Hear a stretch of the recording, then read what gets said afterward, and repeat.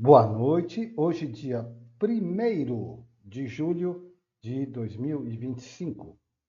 Vencemos mais um mês de estudo e hoje eu quero trazer uma carta nova, mas ainda tem o finalzinho desta para a gente entender. E eu acho que com esse último texto vai ficar mais claro. É um assunto difícil de entender. Mas eu acredito que depois disso a gente vai entender bem melhor a carta. Então vamos lá.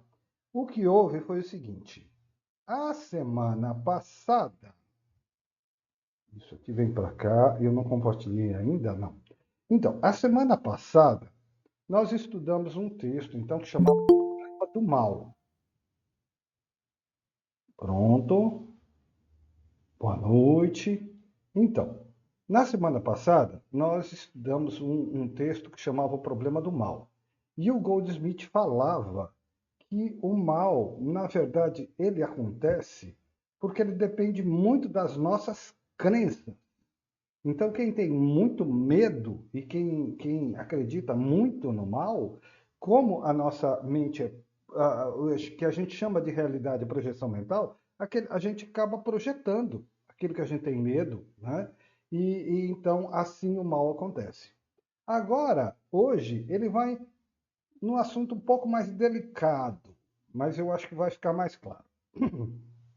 Então vamos lá. A atividade subliminar da mente universal. Então ele vai falar de uma mente universal. Bem, cada um de nós incorpora o infinito em sua consciência. A menos que saibamos isso, colocamos-nos abertos a sermos vítimas de pensamentos ou ideias que nós colhemos da atmosfera. Na verdade, não colhemos da atmosfera, mas de fora da nossa consciência.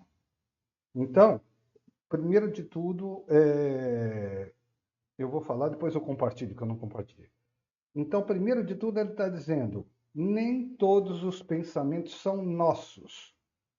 Se a gente não tiver consciente da nossa própria consciência, olha que coisa esquisita que eu estou falando, a linguagem é limitada. Se eu não tiver consciência da minha consciência, se eu não tiver consciente do poder da minha consciência infinito, eu vou ficar sujeito a pensamentos que às vezes nem são meus, tá? Porque eu estou tão identificado com a mente, com o mundo material, que eu não consigo perceber nada, que é o que o Tolle chama de observação, do observador. Então eu vou compartilhar e começar de novo, dessa vez compartilhando.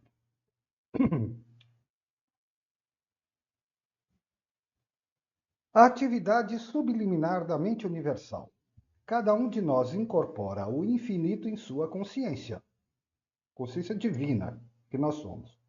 Mas, a menos que saibamos disso, que normalmente a gente não sabe, colocamos-nos abertos a sermos vítimas de pensamentos ou ideias que não são nossos, que nós colhemos da atmosfera. Maneira de dizer, nós colhemos da atmosfera. Na verdade, não colhemos da atmosfera, mas de fora da nossa consciência. Quer dizer, de outros, não de quem a gente é. Isto fica claro quando se entende que existe apenas uma mente universal do homem. Este é o ponto difícil. A gente perceber que existe uma mente universal do homem. Não é a mente divina, não é a consciência divina. É a mente humana, mas é também uma mente coletiva. Tá? Bem, ele vai explicar. Existe uma mente universal do homem. Por exemplo, as qualidades que alertam os americanos em suas atividades diárias são as mesmas qualidades que chamam ingleses, alemães ou franceses. Humanamente, somos todos basicamente semelhantes. Não que cada indivíduo nessa experiência humana seja como todo outro indivíduo. Mas toda raça, toda nacionalidade é como qualquer outra raça ou nacionalidade, pois suas pessoas são instadas pelos mesmos motivos básicos, porque existe apenas uma mente universal do homem. Bom, o que ele quer dizer com isso? Nós podemos ser brasileiros, americanos, japoneses, mas nós pertencemos todos aos gênero humano, temos as mesmas necessidades, temos os mesmos sentimentos de tristeza, de frustração, temos as mesmas aspirações, temos a mesma necessidade espiritual e assim por diante. Todos passamos por reencarnações, né? Então, nós vivemos uma ilusão. Então, por exemplo, ele está dizendo que franceses, japoneses e brasileiros têm o mesmo padrão mental. Aparentemente são diferentes, mas o japonês de hoje reencarna como um americano amanhã. Então, a humanidade tem o mesmo padrão. Então, como essa mente coletiva? Voltamos a um texto do Goldsmith. A onda e o oceano. Eu acredito que eu sou onda, e eu não sei que eu sou oceano. Eu estou separado. Mas por estar separado, toda onda que eu enxergar, toda outra onda que eu enxergar, eu vou enxergar como onda também, e não como oceano. Isso quer dizer que todas as ondas vivem uma mesma ilusão, de uma olhar para a outra e só ver onda e não ver oceano. Então, isso constrói uma mente coletiva. Todos estão vendo a mesma ilusão ao mesmo tempo. O Ho'oponopono chama isso de memória compartilhada. Mas é uma coisa, então, coletiva. E isso é o problema do mal, como nós vamos ver. Então vamos adiante. Onde ele vai chegar com isso? Então, o gênero humano é o mesmo em todo lugar. Então ele diz assim: você e eu podemos pegar qualquer coisa que esteja nessa mente universal e sermos influenciados sem saber. É mesmo? É. A propaganda subliminar deu prova positiva de que existe uma mente universal e que nós podemos ser influenciados por ela, sem sequer saber que estamos influenciados ou que ela está sendo projetada para nós. Eu agora vou parar para explicar isso. Eu acredito que todo mundo saiba, mas é melhor eu explicar. Em outro texto, ele mesmo repete um experimento que todo mundo já ouviu falar. As pessoas vão no cinema. Aí, o filme passa 30 fotogramas por segundo. Tudo muito rápido, né? Eles colocam um só escrito assim: você está com sede, beba Coca-Cola. Então, aquilo vai passando muito rápido e você não vê, não percebe. Mas seu subconsciente leu. E fica com aquela sugestão. Mente subliminar, propaganda subliminar. Fica com aquela sugestão.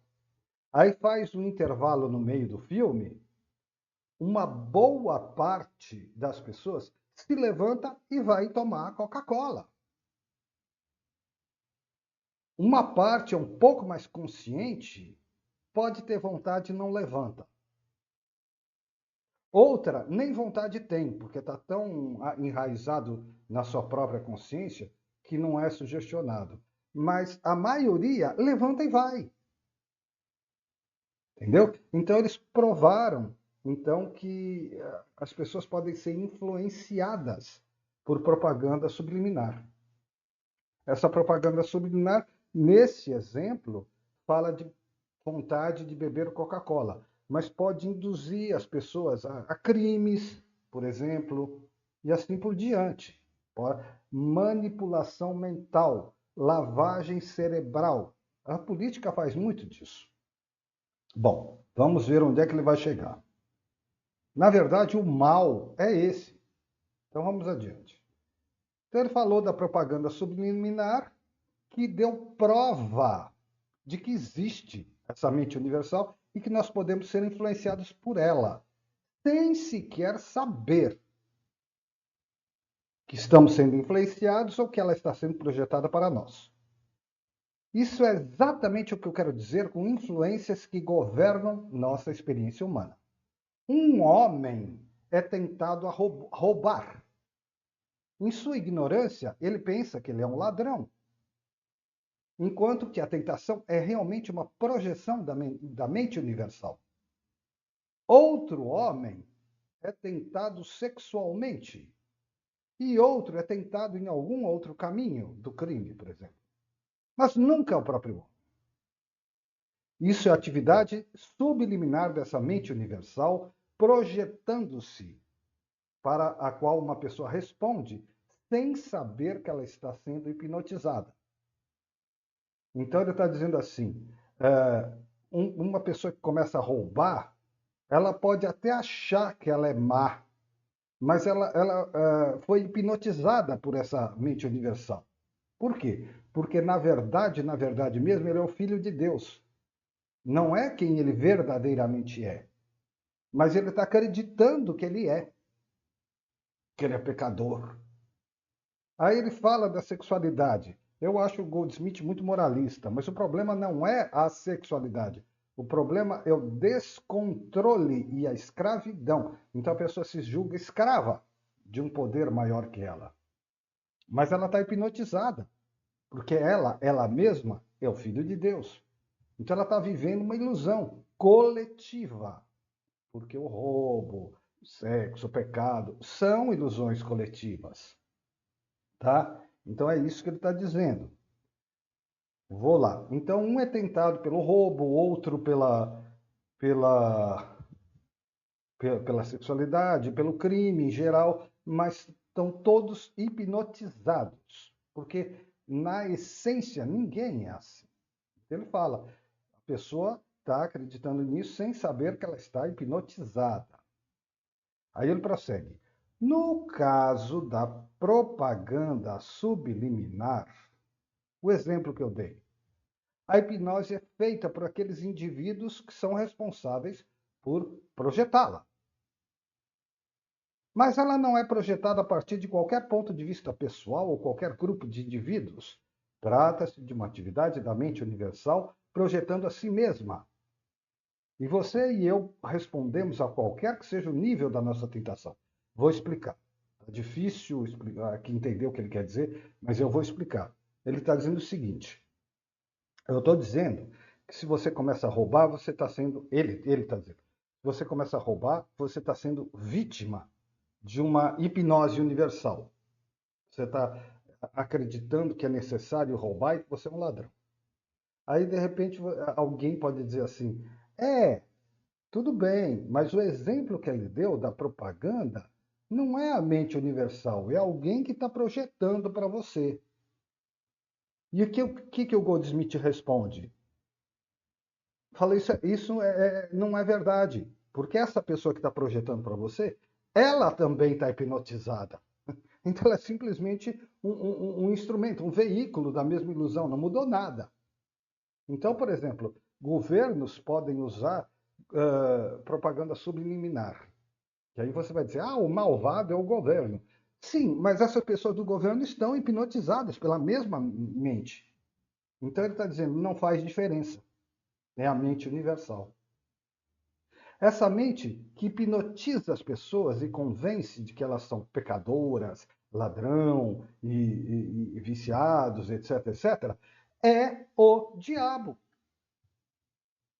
É essa carta.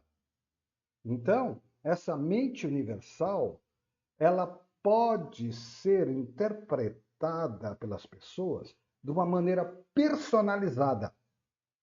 Satanás. E se a pessoa personaliza, o que a gente chama de realidade na projeção mental, então ela pode projetar essa mente como se fosse um ser. E aí ela tem um contato com Satanás, pode fazer pacto, pode ter visão e tudo mais. Tá? Mas é a mente universal que tenta convencer a gente do que a gente não é. Tá? Então vamos adiante.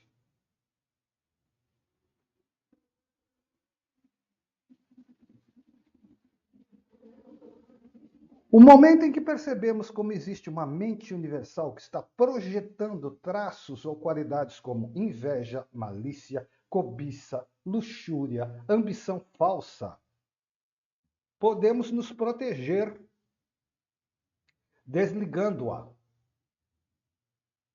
Desligando-a da mesma forma que desligamos o nosso rádio.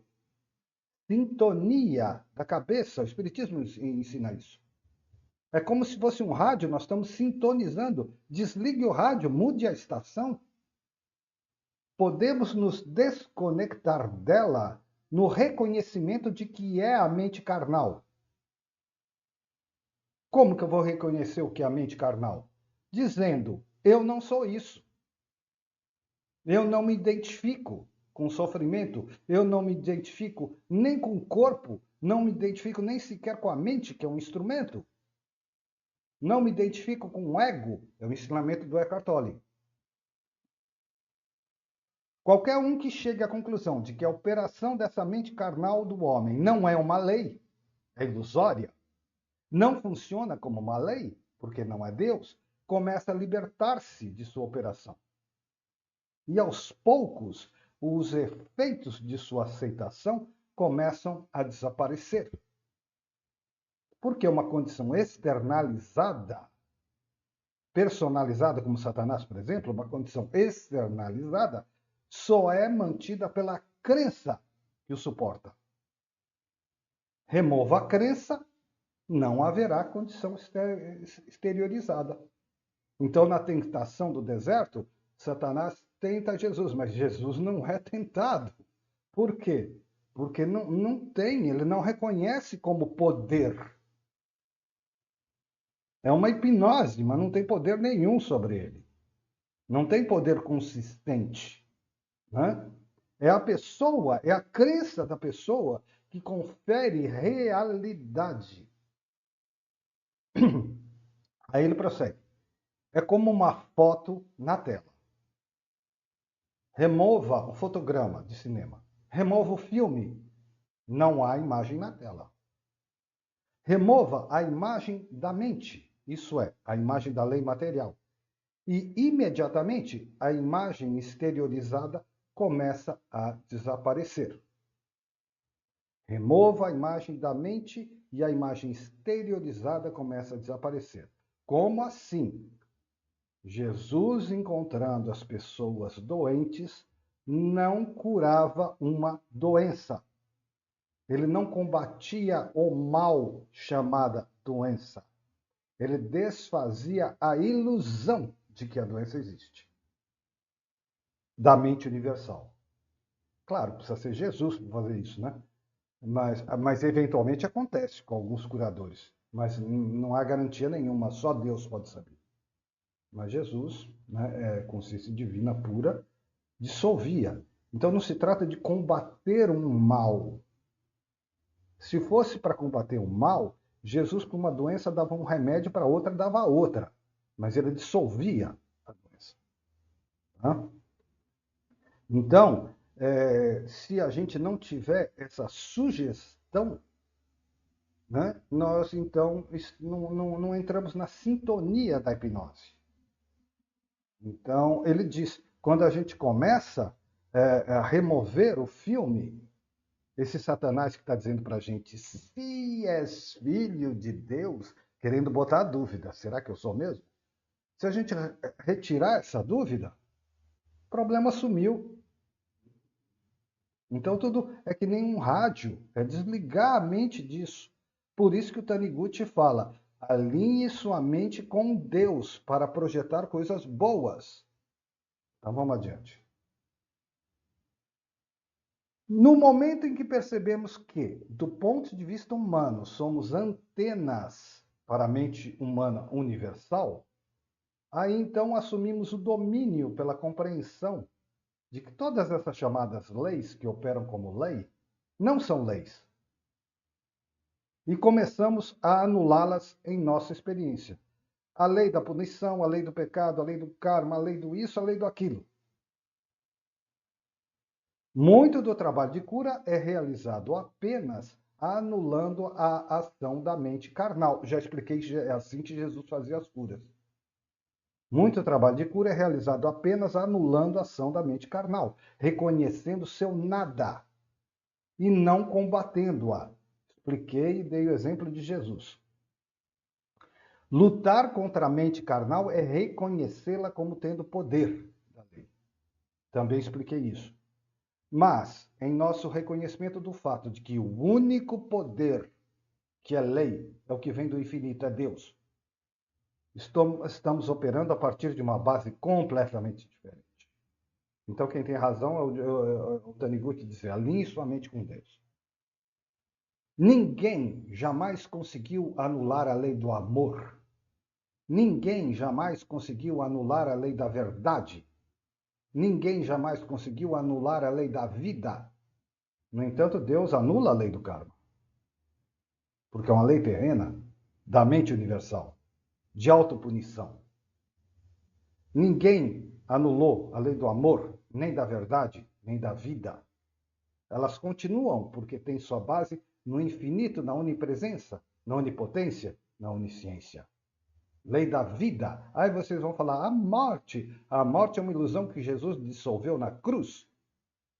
E o contrário de morte é nascimento, não é vida. Vida é Deus. Qualquer coisa que tenha a lei do infinito por trás dela não pode ser destruída.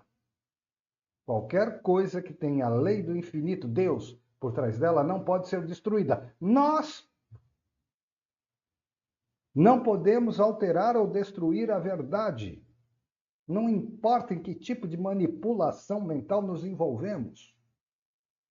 E assim, na medida em que conscientemente anulamos os efeitos da mente carnal universal, nos tornamos sujeitos ao infinito, alinhados ao infinito, à consciência divina. Então somos a antena, a entrada e a saída para o bem, para sempre. Então, essa é verdadeiramente a natureza do mal. É uma mente coletiva, que pode se personalizar como Satanás, mas é uma mente coletiva que está hipnotizando. E que está falando para Jesus, se és filho de Deus. E Jesus não teve que matar Satanás, lutar, combater, nem nada. Ele simplesmente não reconhece o poder. Ele simplesmente não reconhece, simplesmente não funciona. E deveria ser assim com a gente. O Goldsmith está ensinando isso para que seja assim com a gente. Ele sabe que é difícil. Ele sabe que a gente escorrega muitas vezes. Mas quanto mais a gente entender isso, menos sujeitos nós estaremos. Ele diz, mude a estação do rádio. Claro que algumas vezes a gente se distrai e o rádio fica na estação errada. Mas estudando isso, muitas vezes a gente vai no rádio e vai desligar. Isso não é para mim. Tá? Muitas sugestões políticas, nós vamos desligar e vamos dizer assim, eu não entro nesse jogo. Poucas vezes eu me autoelogio aqui, tá? Mas na minha juventude, eu nunca me deixei ser vítima de lavagem cerebral. Sempre eu olhava os movimentos e falava assim, isso não é para mim, isso é lavagem cerebral. Me custou um preço muito alto. Eu sempre fui chamado de alienado, porque eu não seguia, né, o que a mente universal estava me sugerindo. Então, eu fui chamado de alienado, né, porque eu estava muito preocupado com uma realidade psicodélica, transcendente. Então, eu era chamado de alienado. Mas, então, eu nunca tive sujeito a lavagem cerebral. Isso eu posso dizer. Tá? Pronto. Pode falar, Marcelo. Boa noite, pessoal. Agora, você falando sobre tudo isso, Jean, e a gente sempre batendo na mesma tecla, né? Estudando muito sobre tudo isso, vem, né, de encontro à frase de Jesus, orai e vigiai, Hum. né? Então, o que eu quero resumidamente, resumindo, o que eu quero dizer com isso, que orar e vigiar é o que a gente faz aqui todo santo dia já há anos. E me veio de muito súbito, há muitos dias atrás eu venho pensando muito sobre isso, sobre, poxa, será que muitas vezes, por que que, né, sempre volta e meia, os estudos se repetem e tal, será que não precisamos de uma nova fase? Mas não, hoje me veio, agora me veio claramente de súbito que não, que nada, como os estudos, nada na vida se repete. Pode parecer que está repetitivo, mas não. Em verdade, não existe realmente tanto os nossos estudos, Jean, como a vida em si, encarnações e etc e tal, não existe um fim. Existe profundidade, é diferente nos estudos. Então a gente pode ficar aqui 5, 10, 15, 20, 30 anos que todas as aulas e todos os cursos não vão ser repetitivos, porque isso é orar e vigiar, né? É profundidade, né? Então, cada vez mais a gente vai mergulhar mais e mais e mais na mística real, que é os nossos estudos aqui diários. Não sei se eu fugi um pouco do tema, mas eu Não, acho não, que não, está dentro não. do tema Não, tá sobre orar ótimo. e vigiar, né, Jean? Tá É ótimo. exatamente isso. Resumidamente, é isso que eu queria falar, Jean. Tá. O quanto é Então, importante estar aqui. Já vai fazer, acho que, sei lá, não sei, 3 anos, quase que eu estou aí também. aham. E o quão importante é a gente estar aqui todo santo dia orando e vigiando, né, Jean? Porque cada vez a gente vai tendo uma compreensão não com a mente humana, né? A gente vai realmente mergulhando no silêncio através dos estudos, né, Jean? É isso, tá? Ótimo. Então, deixa eu colocar algumas coisas. Primeiro, é verdade que, periodicamente, eu vou inventando cursos novos para trazer uma roupagem nova. Mas, na verdade, não são novos. São os mesmos princípios, sempre, tá? E outra coisa também foi Gilda. Gilda está comigo desde a primeira hora. E Gilda, uma vez, é raro ela tomar a palavra, mas ela falou: olha, às vezes parece que um curso volta, parece que vai ser a mesma coisa. Não é. É completamente diferente. É outra abordagem, é outro momento, é uma abordagem mais madura.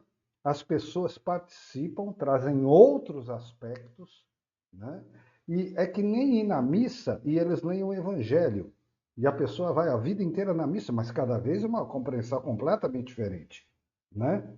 E voltando ao texto, a essência do texto, aí você está certíssimo.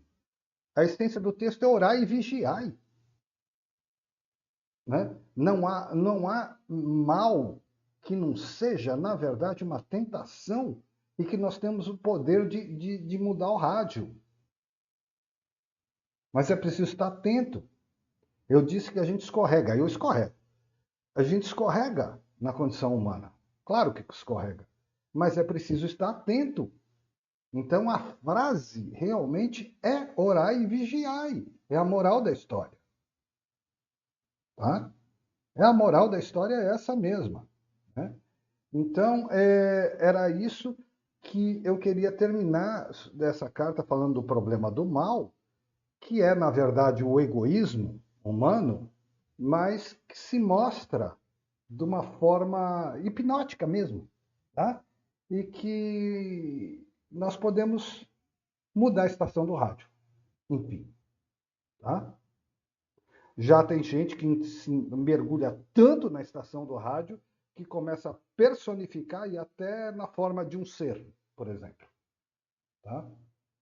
Então, Satanás existe? Existe. Giancarlo existe? Você pode dizer que sim e pode dizer que não. Eu também posso dizer Satanás existe e não existe. Para a mente esclarecida, não existe. Mas para a mente que está sonhando um pesadelo, como é que você vai dizer que não existe? A realidade dela existe. Ela está vivendo aquilo. É claro que é ilusão. Claro que era ilusão. E era assim que Jesus dissolvia a ilusão. Mas sabendo que a gente não tem essa mesma capacidade, então ele disse: orai e vigiai. Fica atento. para ver o que é hipnose, o que é seu verdadeiro e o que não é. O que não é. O homem não foi criado mal, nem foi criado para sofrer e para chorar. Então, tem alguma coisa que você não é. Orai e vigiai. Buscai a verdadeira essência do que nós somos, filhos de Deus, que é o que diz o Taniguchi. E criar o hábito de alinhar a mente com Deus para não ficar projetando mentalmente tudo que não presta. Tá? Então, a moral é essa. Então, o mal, na verdade, é essa mente universal. Tá? E, para terminar, um único textozinho bem simples, uma anedota que mostra assim, muito da atitude humana, como o ser humano se entrega a essa sugestão. A raposa e as uvas. Uma raposa que vinha pela estrada encontrou uma parreira com uvas madurinhas. Passou horas pulando, tentando pegá-las, mas sem sucesso algum. Saiu murmurando, dizendo que não as queria mesmo, porque não estavam tão boas quanto havia pensado. Quando já estava indo, um pouco mais à frente, escutou um barulho como se alguma coisa tivesse caído no chão. Voltou correndo, pensando ser as uvas. Mas quando chegou lá, para sua decepção, era apenas uma folha que havia caído da parreira. A raposa, decepcionada, virou as costas, foi-se embora aborrecida, reclamando de novo. Ah, estavam verdes.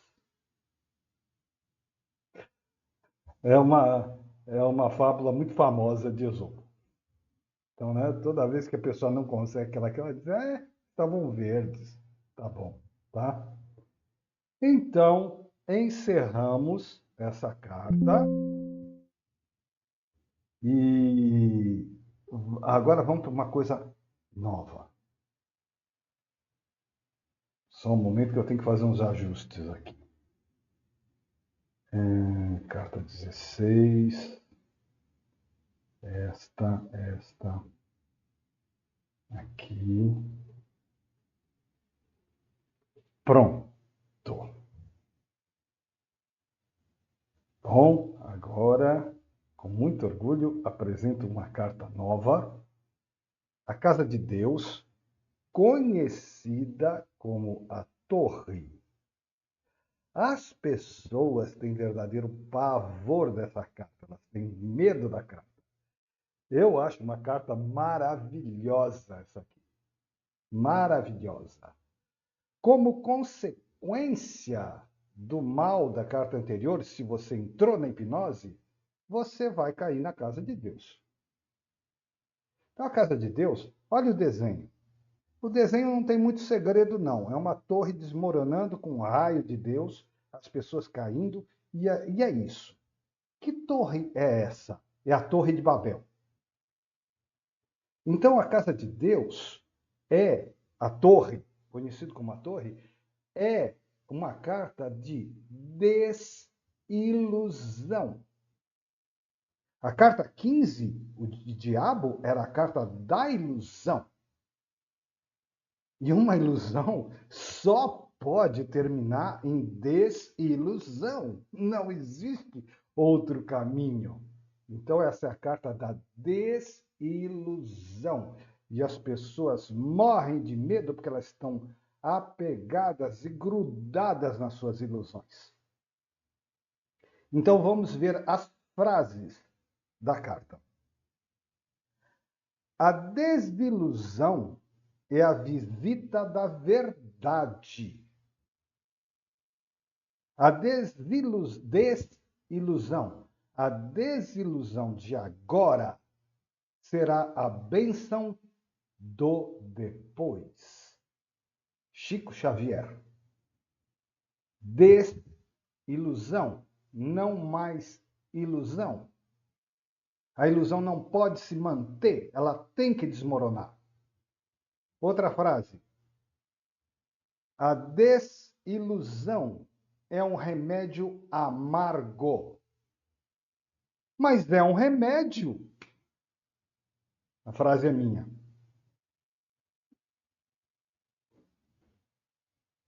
Perder uma ilusão torna-nos mais sábios do que encontrar uma verdade. Até porque não se encontra uma verdade. Ou você encontra a verdade, ou você não encontra. Né? Então, a verdade é quem dissolve a ilusão. Ludwig Born. A última eu gosto muito.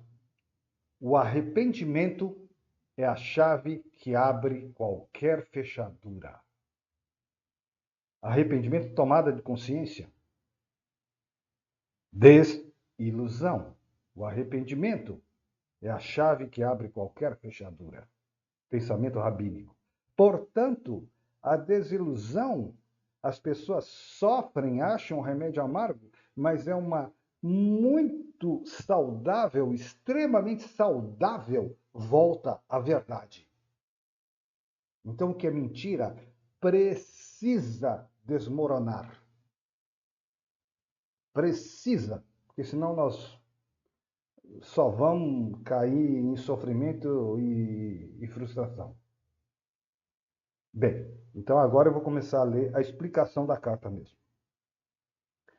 Quando tudo parece dar errado, talvez tudo caminhe para o certo, a despeito de nossa visão turva da realidade. Diz um ditado árabe que tudo caminha para o melhor. Se por um lado essa carta parece funesta, trazendo mau augúrio, por outro lado é preciso considerar se uma desilusão é de fato tão má assim. Essa carta da desilusão é a palavra mais forte que a define. Significa ruína? Mas ruína de quê? Castelos de areia estão destinados a findar na próxima maré. Será que é isso que queremos perpetuar sem que nos abale? Esta carta chama-nos de volta à consciência. Esse é o maior bem que pode nos ocorrer quando estamos cegos de ilusão. O remédio é doloroso e amargo, mas sem dúvida a cura é eficiente. Vejamos alguns ditados. Deus escreve certo por linhas tortas. Não há bem que sempre dure e nem mal que nunca se acabe. Nem tudo que reluz é ouro. Veja como todas as frases estão ligadas à impermanência da vida e o apego ao que é impermanente é a ilusão. Então, essa ilusão precisa desmoronar para a gente não ficar na mente hipnótica da carta anterior. Depois da tempestade vem a bonança, como explicou Chico Xavier. Depois nós vamos compreender a desilusão e seremos abençoados. Mares calmos não fazem bons marinheiros. Em seu extremo, o yin se transforma em yang e vice-versa. Já explicamos isso essa semana. Quanto ao simbolismo da lâmina, a associação parece ser direta, evidente. É o tema da Torre de Babel. Símbolo do orgulho e prepotência levados a extremo. Mais um ditado popular: quanto maior a altura, maior a queda. Sonhos loucos, pretensões descabidas têm que ser brecados. E ninguém deve sentir-se arrasado por isso. Sobretudo na juventude. Quantas vezes nós erramos e a torre desmoronou? Ninguém tem que se sentir arrasado por isso. Temos o direito de errar. Só não temos o direito de rejeitar o ensinamento que vem pelo erro. Consideremos nossos desatinos como desvios de percurso, apenas temporários. São lições. Recobrar a luz da consciência é uma bênção sem fim. Embora na hora você sofra e ache que está tudo errado, mas você está voltando para a luz da consciência. É uma bênção sem fim, e sob ela os problemas se desanuviam e aos poucos desaparecem. Então, aquilo que se parecia ser ruim na sua vida, que não está dando certo, lá na frente se mostra uma bênção divina, um livramento daquilo que não tinha que ser mesmo. A consciência superior prevalece sobre tudo, tudo que pode ocorrer de ruim numa vida. Tudo. A consciência superior está acima. Então, tudo que pode ocorrer de ruim numa vida é uma escorregada no orai e vigiai, como disse o Marcelo, e se transforma em ensinamento. E aí a frase rabínica, o arrependimento é a chave que abre qualquer fechadura. A carta anterior trazia o tema da paixão e da ilusão. Esta traz da desilusão e o retorno à normalidade, o bem-vindo retorno à serenidade. Só que as pessoas estão tão apegadas às suas ilusões que quando elas olham essa carta, oh, a ruína, oh, elas ficam horrorizadas. E na verdade é o remédio, mas é o remédio amargo. Dói a princípio, mas é muito salutar. O choque da desilusão traz a tomada de consciência. Esta traz a reflexão e o exame de si mesmo, à luz da verdade, não mais da mentira. Libertamo-nos da mentira, afinal. Por exemplo,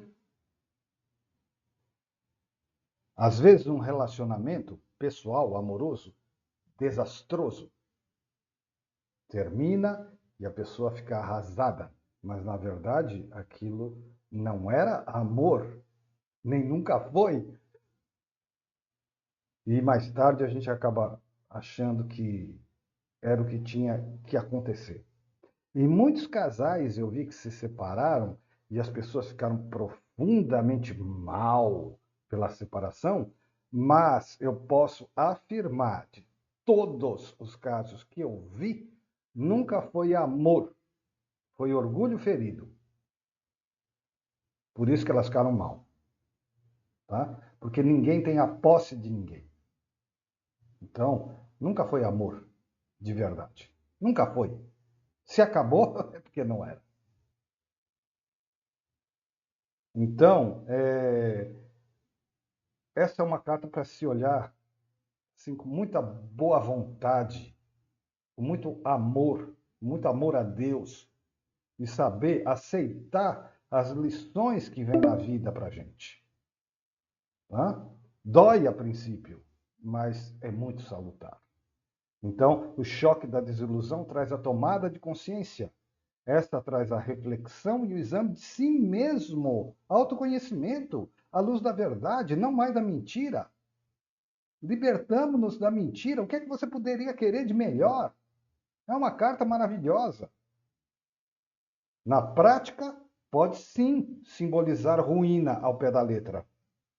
Mas seja como for, mesmo que seja uma ruína ao pé da letra, aponta para castelo de carta. Do mesmo jeito.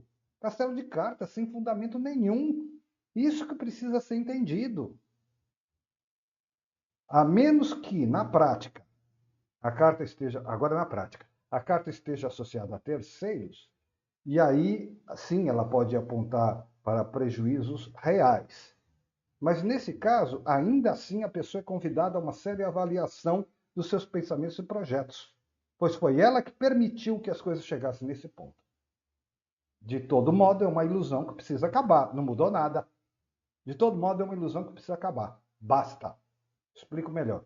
Quando se refere a terceiras pessoas, numa leitura, uma carta, você chega à conclusão que está se referindo a um sócio, a uma esposa, a um esposo. Essa pessoa vai trazer ruína. Tá? Mas aí a gente pergunta, mudou alguma coisa? Não era castelo de carta do mesmo jeito? Não era uma ilusão? Você está dizendo que a culpa da ruína é da outra pessoa, mas mudou alguma coisa? Não é você que está pegado a um castelo de carta? Não mudou nada. Não mudou nada. Tá? Então não adianta se justificar à custa dos outros. Agora, de tal modo, então, de todo modo, é uma ilusão que precisa acabar. Basta. Agora vamos ler um comentário do Dr. Bach sobre isso, que nós já estudamos, né? Mas vamos ver o que é que ele diz. Contanto que a alma e a personalidade, ego no caso, e a alma espírito, contanto que a alma e a personalidade estejam em harmonia, tudo é paz, alegria, felicidade e saúde. O conflito aparece quando nossa personalidade é atraída para fora da senda traçada pela alma, por obra dos nossos desejos terrenos ou pela persuasão dos outros, da mente universal da carta anterior. Esse conflito é a principal causa da doença e da infelicidade. Portanto, a cura é a decepção dessas atrações para fora da senda da alma. Em outras palavras, o Dr. Bach nos diz que tudo que dá errado em nossas vidas quando nós nos deixamos levar pela ilusão. Se a ilusão é causada por nosso, que é a carta anterior, se a ilusão é causada por nosso próprio deslumbramento em relação a nós mesmos, somos vítimas da nossa falta de maturidade, de senso de justiça e de correção. Sim, podemos estar deslumbrados com nós mesmos. Se é pelo nosso deslumbramento em relação aos outros, isso é devido às nossas inseguranças e baixa autoestima. Então, nós vamos construir no outro o castelo de areia da tábua de salvação, de preencher todos os meus problemas. Ou ainda, se é pelos outros em relação a nós, tentando impor sua vontade, eles a nós, então somos submissos. E não sabemos dar limites às pessoas que projetam suas aspirações em nós e tentam nos manipular. Ou seja, mais uma vez, é uma torre que deve desmoronar, que a gente deixou crescer. Nessa categoria entram também nossos pais, quando não têm consciência de seu verdadeiro papel espiritual. Diz ele, o Dr. Bach, o ofício da paternidade é um serviço divino e o objetivo máximo é dar, e tão somente dar, carinho, proteção e orientação até que a alma se encarregue da jovem personalidade. A independência, a individualidade e a liberdade devem ser ensinadas desde cedo, e a criança deve ser estimulada a pensar e agir por si mesma. Porque muitos pais querem colocar nos filhos a ilusão de sua vida frustrada e quer se realizar através dos filhos. Então constroem nos filhos esses castelos de areia que precisam desmoronar e viram um drama familiar. Ele prossegue. Os pais deveriam evitar qualquer desejo de conformar a jovem personalidade às suas próprias vontades e ideias. O pai que quer que o filho seja médico, a mãe que quer que a filha se realize no balé e assim por diante. Deveriam refrear qualquer dominação indevida ou qualquer pedido de favores, chantagem, em troca do seu dever natural e privilégio divino de ser o meio de auxiliar uma alma a entrar em contato com o mundo. Honrar sua missão de pai e mãe, e não fazer dele uma chantagem, uma mercância. Tudo isso é uma torre que tem que desmoronar. Qualquer desejo de controle por motivos pessoais é uma forma terrível de ambição. E muito semelhante ao dos pais é o papel dos mestres e educadores. Né? Então, as pessoas não devem projetar os seus castelos de areia nos seus filhos, nos seus alunos. Porque esses castelos vão desmoronar. Vão virar um drama familiar e, no fundo, essa família está criando um filho e uma filha rebelde. Porque ela tem que escapar dessa prisão que é um castelo de areia. Precisa desmoronar. Dr. Bach ainda. Ele afirma que o papel dos pais é dar condições plenas para o desenvolvimento daquela alma que veio, mas sem sufocá-la.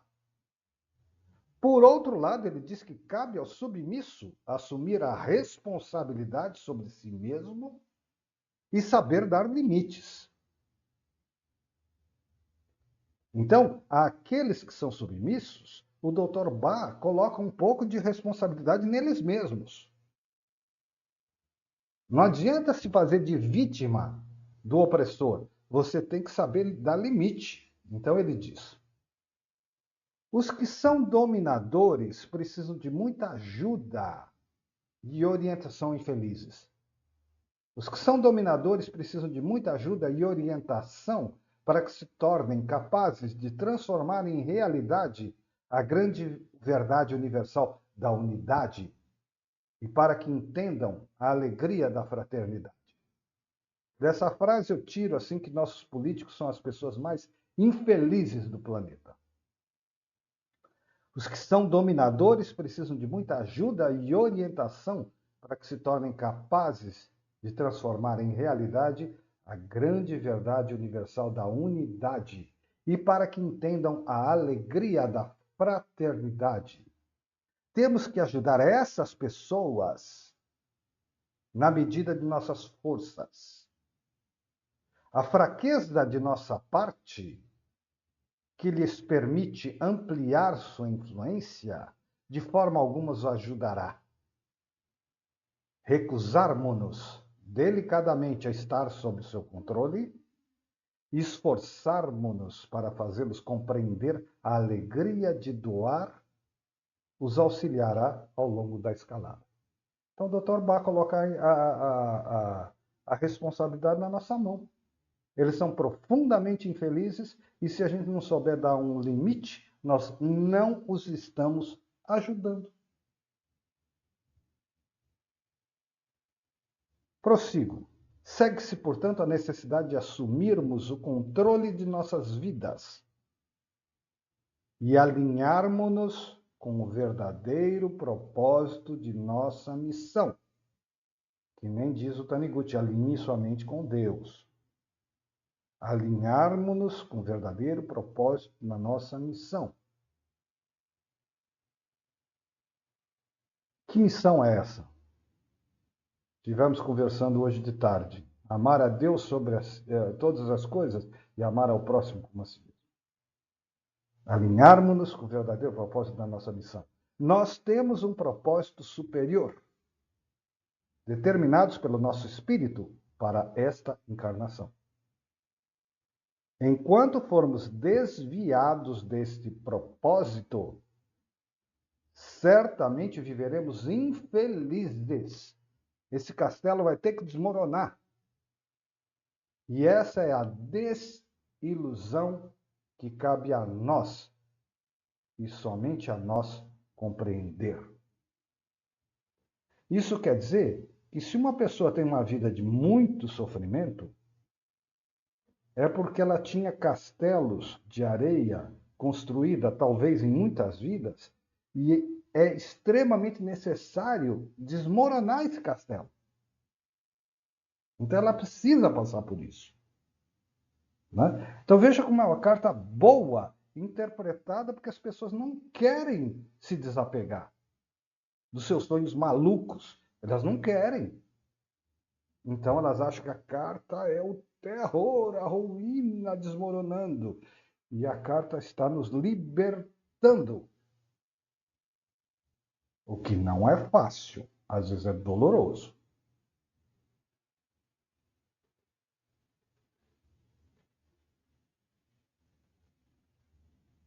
Bom, então, essa explicação inicial acabou. A próxima aula eu vou falar da Torre de Babel.